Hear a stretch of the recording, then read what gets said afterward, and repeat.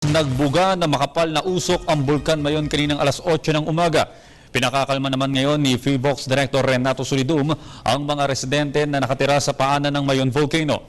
Ayon kay Solidum, hindi maituturing na pagsabog ang kaganapan dahil sa wala namang umakyat na magma sa mismong bunganga at sa halip nag-ugat ang makapal na usok sa mainit na bato at bunganga ng bulkan. Ito mano ay dahil sa nakulob at may naipon na pressure na naging daan upang bumuga ito ng makapal na usok na umabot ng halos 500 metro.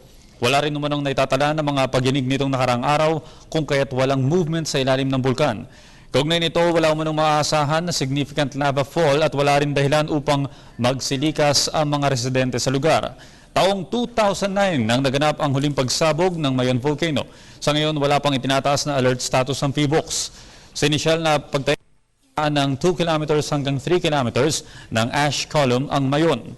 Samantala, nangangamba naman ang mga otoridad sa kalagayan ng ilang mountaineers kabilang na ang ilang dayuhan na nagkataong nasa lugar ng bulkan.